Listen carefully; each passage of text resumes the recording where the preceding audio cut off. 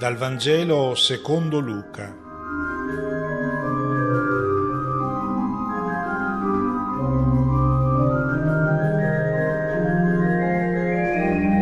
Una buona domenica a tutti.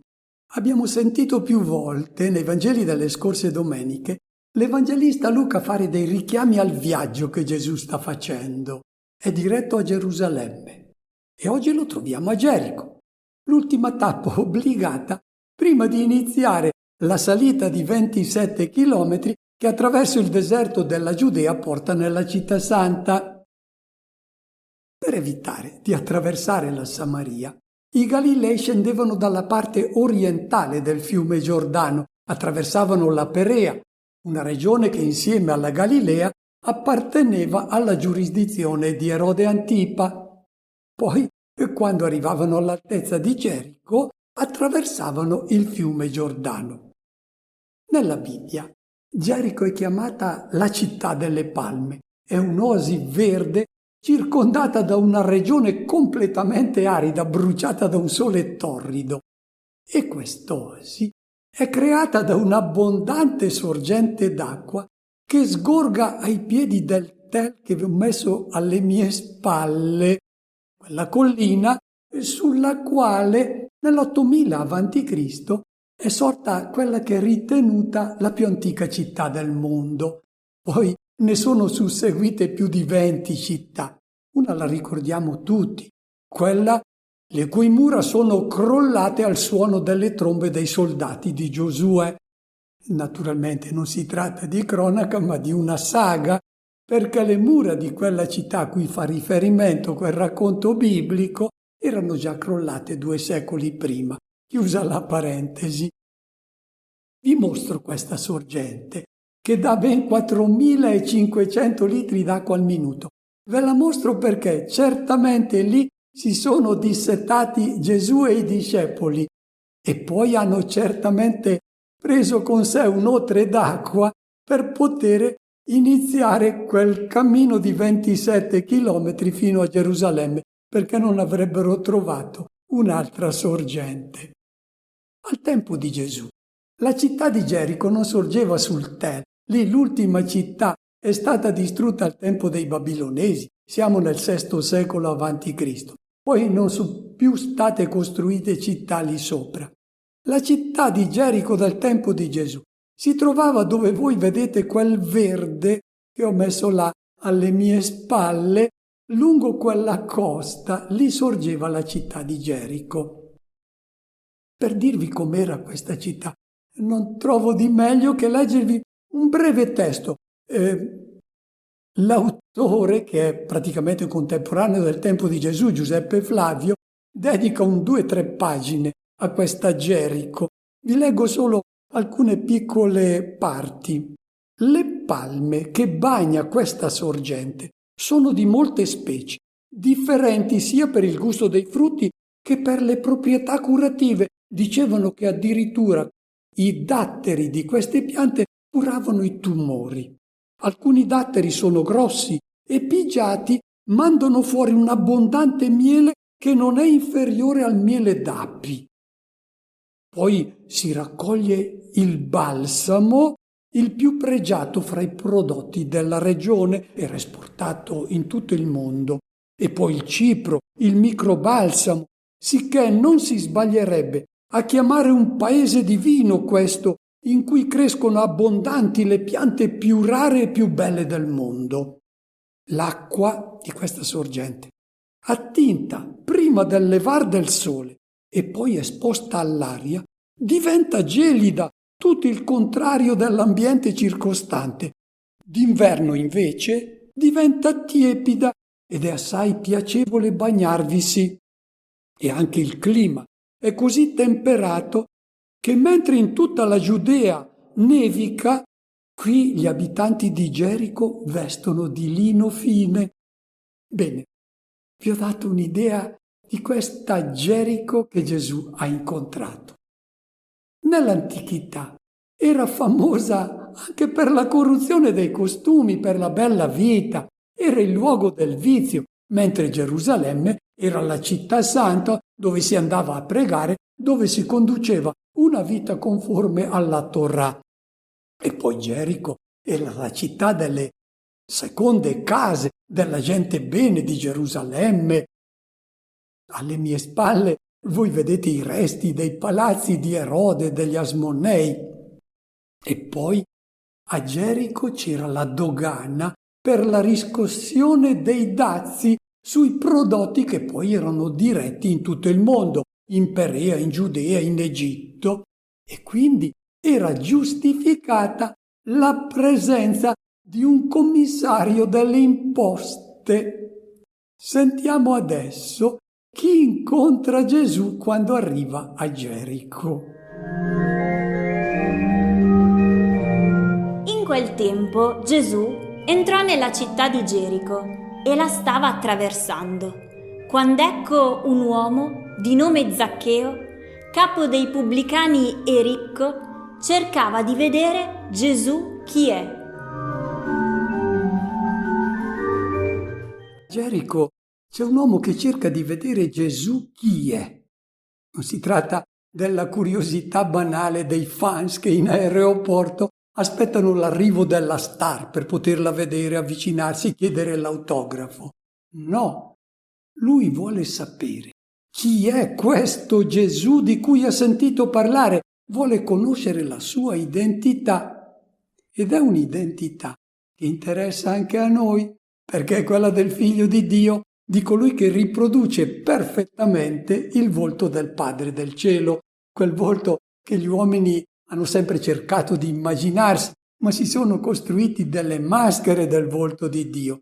Noi oggi contempleremo attraverso gli occhi di Zaccheo la bellezza di Dio che brilla sul volto di Gesù. Come ci presenta quest'uomo l'Evangelista Luca? Il suo nome, anzitutto, si chiama Zaccheo e mai il nome è stato così poco adatto alla persona che lo porta, perché Zaccai in ebraico significa puro, giusto, innocente. Seconda caratteristica, la sua professione, e qui Luca inventa un termine che non esiste in greco.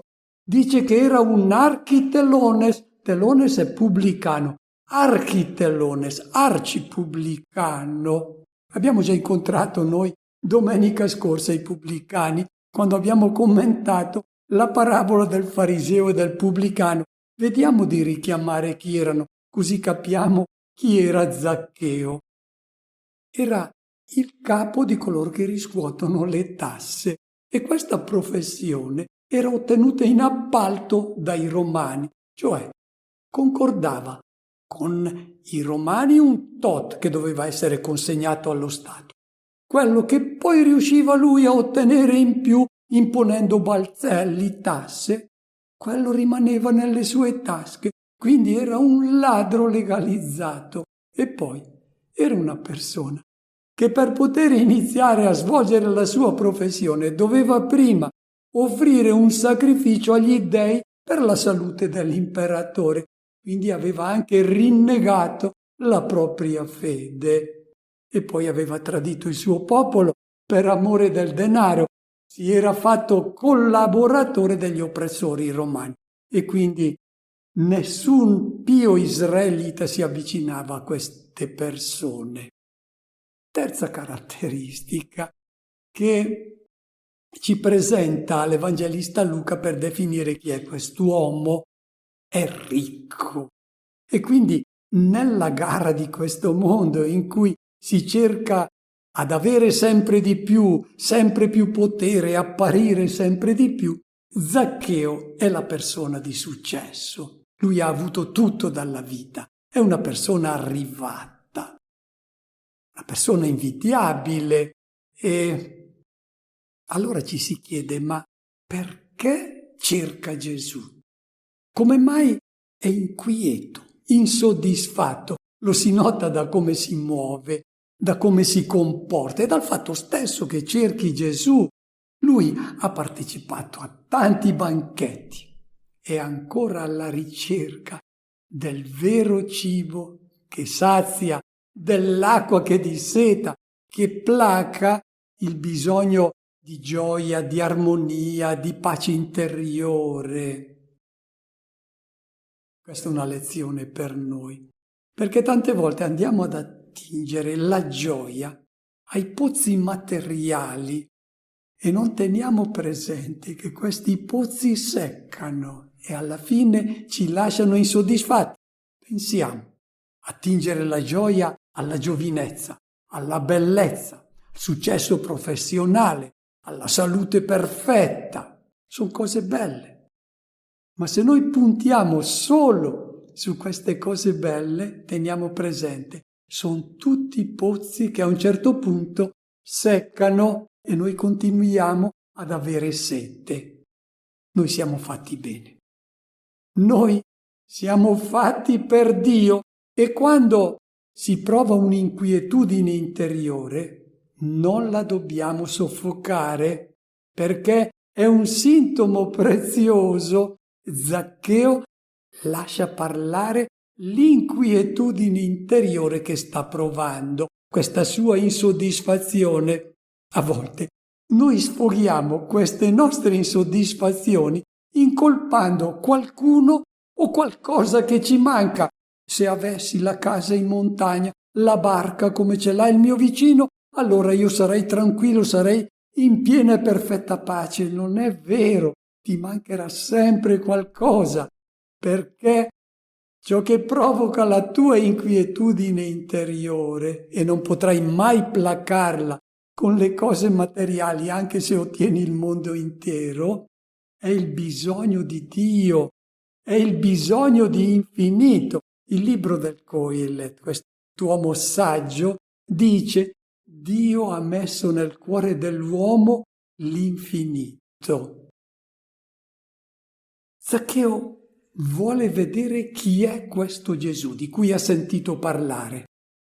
Lui sa certamente come la pensa dei pubblicani, di gente come lui, che hanno trascorso la vita ad accumulare beni. E Gesù, Zaccheo deve averlo sentito, è andato giù pesante con i ricchi, con chi brama di avere sempre di più. Ha chiamato pazzo quell'agricoltore fortunato, poi ha detto: guai a voi ricchi, vi state rovinando la vita. Poi ha detto: chi non rinuncia a tutti i suoi beni non può essere mio discepolo.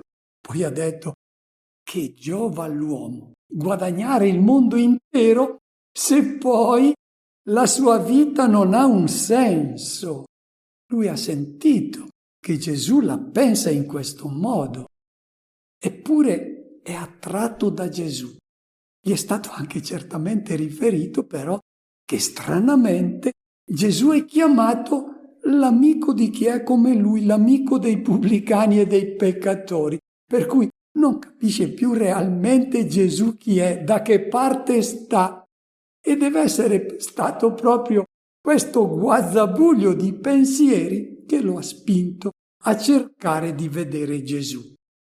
Zaccheo ha certamente tentato di far passare le sue inquietudini con gozzoviglie, dissolutezze, e le inquietudini passano anche con le dissolutezze, ma passano per un'ora, poi tornano.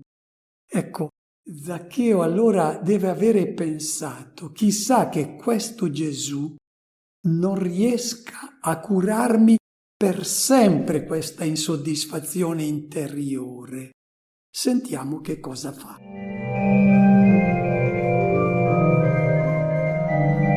Non riusciva a vedere Gesù chi è a causa della folla, perché era piccolo di statura.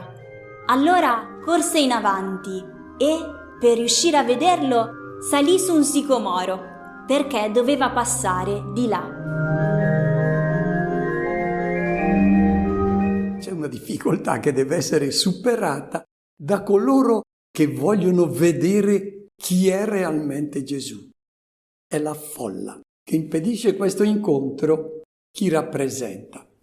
Proviamo a pensare a tanti che, come Zaccheo, oggi sono inquieti perché sono stanchi di ascoltare banalità, cose futili, effimere, e cercano di dare un senso elevato alla propria vita.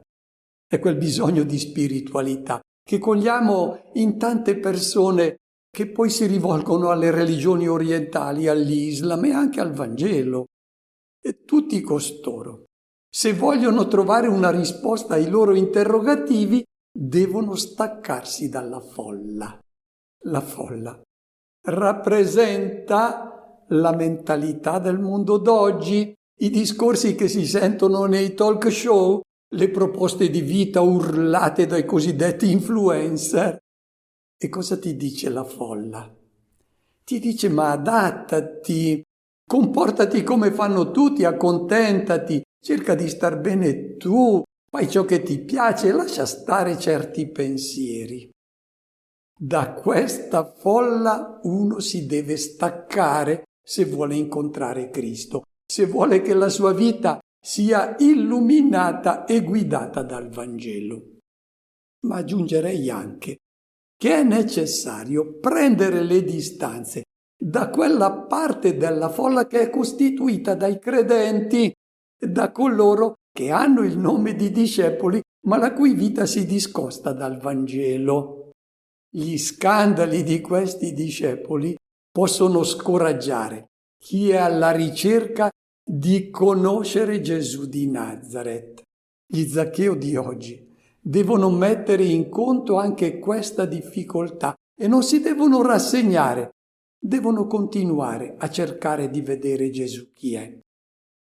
Zaccheo era piccolo di statura, una bella immagine questa dei piccoli di cui ci parla il Vangelo, di coloro che sono piccoli nella fede ma cercano Gesù di Nazaret.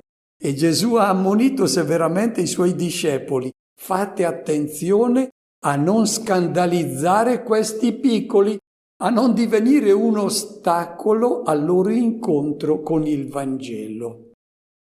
E questi Zaccheo devono muoversi, devono fare qualcosa se vogliono arrivare a vedere Gesù chi è. E difatti Zaccheo cerca un luogo per vedere Gesù da un'altra prospettiva diversa da quella della folla e trova un sicomoro. Il sicomoro è una pianta con il fogliame molto spesso che permette di vedere senza essere visti. E Zaccheo somiglia un po' a certi atei in ricerca del giorno d'oggi che però cercano in tutti i modi di nascondere il loro disagio interiore. Zaccheo corre avanti. È il simbolo dello sforzo che ognuno è chiamato a fare. Non ci si deve rassegnare, non ci si deve adeguare ai pensieri della folla. Il sicomoro che ognuno deve cercare. E può essere l'incontro biblico. Ci sono dei gruppi biblici, ne sento parlare e comincio a frequentarli. Diventa il mio sicomoro attraverso il quale io vedo Gesù chi è. Oppure può essere il dialogo con una persona amica che vive nella gioia perché ha già incontrato Cristo. Ognuno, se vuole incontrare Gesù, deve trovarsi un suo sicomoro. E adesso comincia la parte più importante, la scoperta di Gesù chi è, fatta da Zaccheo. E noi faremo questa scoperta attraverso gli occhi di Zaccheo. Sentiamo. Quando giunse sul luogo, Gesù alzò lo sguardo e gli disse: Zaccheo, scendi subito, perché oggi devo fermarmi a casa tua. Scese in fretta e lo accolse pieno di gioia. Vedendo ciò, tutti mormoravano: è entrato in casa di un peccatore. Inizia adesso il racconto della scoperta fatta da Zaccheo dell'identità di Gesù. E attraverso Gesù la scoperta del vero volto di Dio. Lasciamoci quindi coinvolgere anche noi in questa scoperta. C'è una prima sorpresa che ha Zaccheo. Vede Gesù che quando giunge sotto il sicomoro solleva lo sguardo. Questo Zaccheo non se l'aspettava. Lui è lì in mezzo al fogliame e deve aver pensato: ma quello sta cercando proprio me. Qui Gesù sta rivelando un Dio che è completamente diverso da quello che gli uomini si sono sempre immaginati. Tutte le religioni e anche le guide spirituali di Israele hanno sempre insegnato che è l'uomo che ha bisogno di Dio, è l'uomo che cerca Dio. E qui Zaccheo sta vedendo in Gesù un Dio che ha bisogno dell'uomo, un Dio che cerca l'uomo. Poi, Zaccheo ha sempre pensato che sono gli uomini che alzano lo sguardo al cielo, perché Dio sta in alto, l'uomo sta in basso. Difatti lui prega poco, ma sa che l'inizio del Salmo 123 dice: a te levo i miei occhi, a te che abiti nei cieli. E qui si trova di fronte alla rivelazione di un Dio che sta in basso e alza gli occhi verso l'uomo. È Dio che ha bisogno dell'uomo. È rovesciato ciò che gli è stato insegnato su Dio. Zaccheo non lo sa. Ma pochi giorni dopo Gesù si troverà nel Tempio e scribi e farisei gli porteranno una donna che è stata colta in adulterio. Gesù è seduto, la donna è in piedi. Gesù solleverà lo sguardo, starà sempre in basso, perché colei che ha bisogno di amore, ha bisogno di essere servita, lei sta in alto, Gesù sta in basso. Zaccheo non lo sa, ma pochi giorni dopo, quando Gesù celebrerà l'ultima cena, chiederà ai discepoli: chi è grande? Colui che serve o colui che è servito? E tutti rispondono: colui che è servito. Gesù dice: no, grande è colui che serve.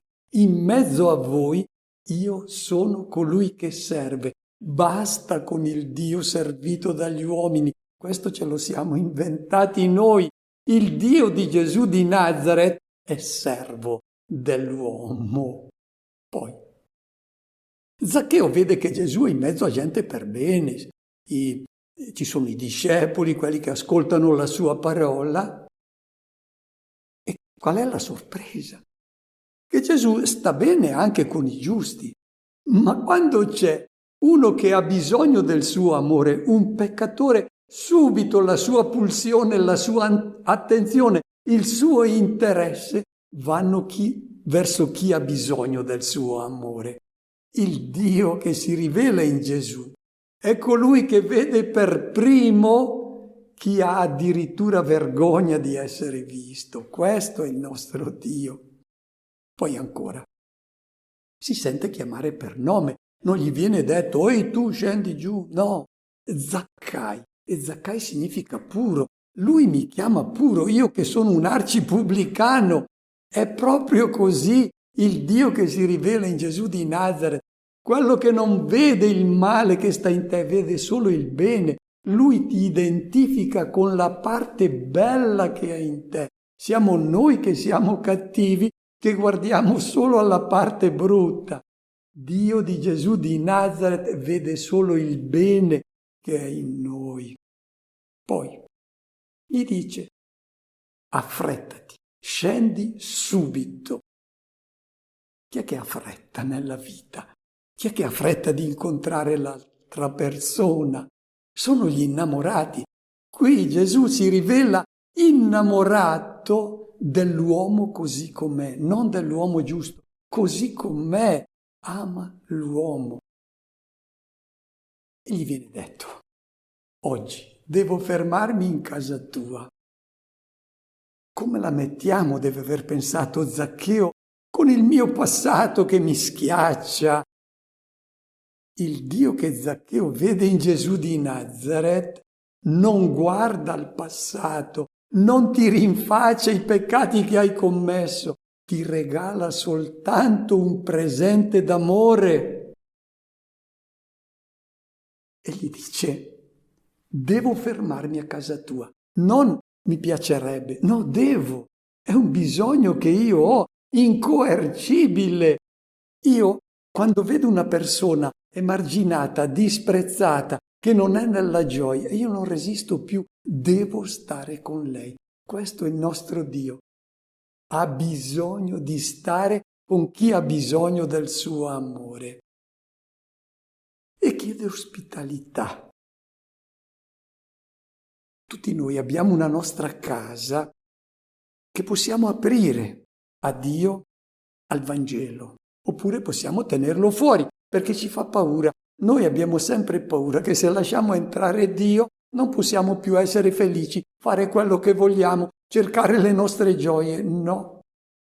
Se entra Dio nel tuo cuore è solo per portarti gioia. Zaccheo lo ha capito e spalanca la sua casa. E l'invito a noi a fare altrettanto. Se vogliamo essere realmente felici, non cerchiamo la gioia lontani dal Vangelo.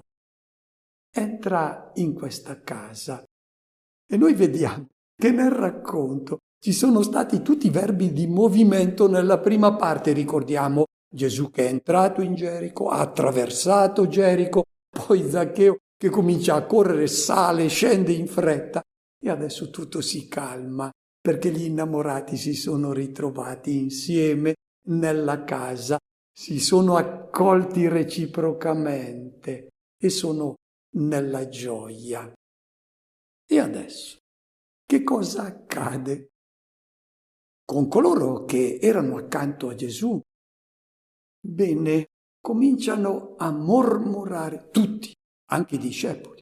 Tutti criticano la scelta che Gesù ha fatto di andare a dimorare nella casa di un peccatore. È la terza volta che nel Vangelo di Luca noi troviamo Gesù che è criticato e il motivo è sempre lo stesso. La prima volta è stato quando lui aveva tirato via dal banco delle imposte Levi e poi aveva fatto festa con pubblicani e peccatori.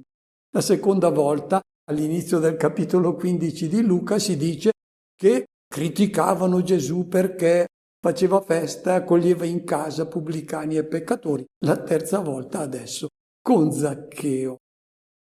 Noi facciamo fatica ad accettare un Dio che ama in modo incondizionato, soprattutto coloro che hanno più bisogno del suo amore.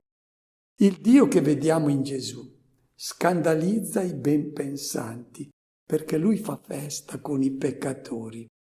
Ma come gli innamorati, il Dio di Gesù di Nazaret non guarda le convenienze sociali. Lui si trova a casa sua fra i peccatori bisognosi di essere trasformati dal suo amore gratuito. Osserviamo adesso chi è dentro e chi è fuori. I giusti sono tutti fuori, stanno mormorando, sono rosi dalla rabbia. Perché? Perché non accettano l'amore gratuito. Facciamo attenzione. Perché questi giusti siamo noi. Facciamo fatica ad accettare la gratuità dell'amore di Dio. Ma questo è il nostro Dio. Prendere o lasciare. Ama gratuitamente. Non è meritato l'amore. L'amore è meritato. Merito viene da meretricio, è amore pagato. Dio non vuole amore pagato, vuole amore gratuito, quello che Lui ci dimostra. E adesso vediamo che cosa accade a chi ha scoperto questo vero volto di Dio. Sentiamo. Ma Zaccheo, alzatosi, disse al Signore: Ecco, Signore, io do la metà di ciò che possiedo ai poveri, e se ho rubato a qualcuno, restituisco 4 volte tanto. Gesù gli rispose: Oggi per questa casa è venuta la salvezza, perché anch'egli è figlio di Abramo. Il figlio dell'uomo, infatti, è venuto a cercare e a salvare ciò che era perduto. Credo sia capitato a tutti noi di sentire qualche predicatore parlare di un Dio severo che minaccia castighi a coloro che osano trasgredire i suoi comandi. E questi predicatori sostengono anche che è necessario presentare un Dio così per far rinsavire le persone, per farle diventare buone. È vero il contrario, è l'adesione a questo Dio brutto e cattivo che fa diventare cattivi. Se tu credi in un Dio che non perdona se non gli chiedi scusa, anche tu diventi come Lui, brutto e cattivo, non perdoni a chi non ti chiede scusa. A volte le religioni sono accusate di fomentare dissidi, discordie e anche guerre. Dipende dal Dio che adorano, perché a ogni divinità corrisponde poi una certa umanità. Se noi osserviamo nella storia delle religioni, i popoli più crudeli sono stati quelli che hanno prestato culto a divinità crudeli. Pensiamo agli Assiri, che hanno devastato per secoli tutti i popoli dell'antico Medio Oriente in nome del loro dio Assur, un dio crudele. E facciamo attenzione anche noi, perché se crediamo in un Dio che ci permette di fare crociate, inquisizioni, caccia alle streghe, teniamolo ben presente, non è il Dio di Gesù di Nazaret. E vediamo adesso che cosa accade a un uomo che accoglie nella propria casa, cioè nel proprio cuore, nella propria vita, il Dio di Gesù di Nazaret, il Dio del Vangelo. Che cosa accade a Zaccheo? Il testo dice: Zaccheo alzatosi. È una traduzione sbagliata, perché il verbo greco statheis è un participio passivo, non alzatosi, che sembra che abbia bevuto un po' e adesso comincia a parlare. È messo in piedi, rimesso in piedi dal Dio che lui ha accolto nella propria casa. Chi accoglie il Dio presente in Gesù di Nazaret diventa come Zaccheo, un uomo nuovo, un uomo che assomiglia al Dio che ha conosciuto, un Dio che è amore, solo amore e amore gratuito. Difatti, Zaccheo dice: Signore, io do la metà dei miei beni ai poveri. Avesse creduto nel Dio brutto e cattivo, non si sarebbe comportato così.